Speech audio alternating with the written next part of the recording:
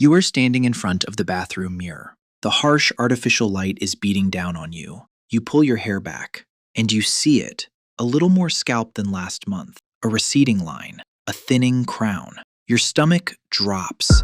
You feel a quiet, heavy panic. You immediately start searching for solutions.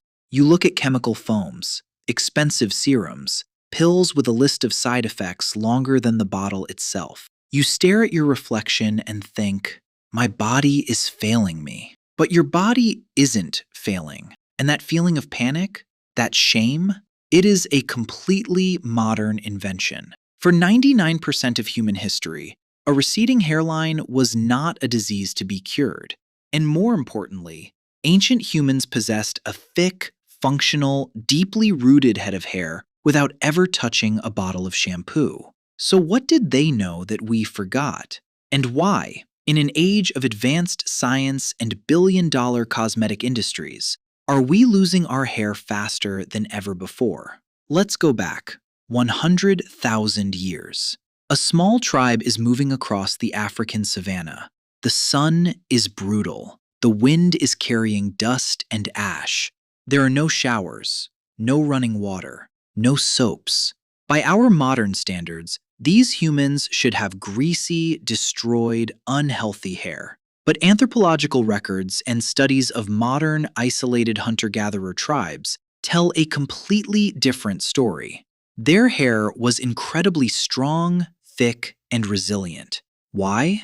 Because they didn't fight their own biology. Right now, sitting on your scalp is a complex, invisible ecosystem. Your body naturally produces an oil called sebum. For 300,000 years, sebum was the ultimate evolutionary hair mask. It coated the hair shaft, protected it from the sun, locked in moisture, and kept the scalp's microbiome perfectly balanced. But then came the modern world. Every single morning, you walk into a hot shower and you scrub your scalp with harsh synthetic detergents. You strip away every drop of that ancient protective oil. Your brain panics. It thinks your scalp is under attack, so it sends an emergency signal to produce even more oil to compensate. By 5 p.m., your hair feels greasy. So the next morning, you wash it again. You are trapped in a chemical loop. You are destroying the exact biological shield that was designed to keep your hair rooted and strong. Ancient humans didn't strip their armor. They preserved it. But ancient humans didn't just let their hair go wild. They actually had a routine. They didn't have laboratories. They had the earth. To protect their hair from parasites, intense heat, and breakage, our ancestors used what the environment gave them. They rubbed animal fats and bone marrow deep into their scalps, which are biologically identical to the heavy, nourishing lipids our hair craves today. They used red ochre and dense river clays. They packed it into their hair to create a physical barrier against the sun, acting as a natural, mineral-rich sunscreen and structural support. It sounds bizarre to us. Mud, fat, clay, but to the hair follicle, this was pure, unadulterated nutrition. Today, we pay hundreds of dollars for natural clay masks and tallow balms in plastic jars. Your ancestors were pulling it straight from the riverbank. They weren't fighting their environment. They were wearing it.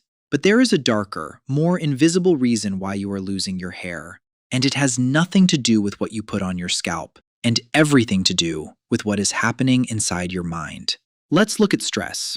When an ancient human faced a threat, a predator, a rival tribe, a harsh winter, their brain flooded their body with cortisol. But that stress was acute. It lasted for a few minutes, or maybe a few hours. You either survived the lion, or you didn't. Once the threat was gone, the ancient nervous system returned to a state of deep, quiet rest. Now look at your life. You are stressed about a deadline at 9 a.m. You are stressed about the economy at noon. You are stressed by an email at 10 p.m. Your modern brain is constantly flooding your body with cortisol. You are in a permanent, unending state of fight or flight. And here is the brutal biological truth. When your body believes it is constantly fighting for survival, it begins shutting down non-essential functions to conserve energy. And the very first thing it shuts down is hair growth. Your hair follicles are highly sensitive to inflammation and stress hormones. Chronic, low-grade modern anxiety literally chokes the blood supply to the root of your hair. You aren't just losing your hair to genetics. You are losing it because your ancient survival system is buckling under the weight of the modern world. So tonight, when you look in the mirror, stop viewing yourself as broken. You are a 300,000-year-old organism. Your scalp is confused by daily chemical warfare. Your nervous system is exhausted by invisible, abstract threats. Your body is simply reacting exactly the way it was programmed to react. You cannot change your genetics, but you can stop fighting your baseline. Wash it less. Let your natural oils do the job they evolved to do.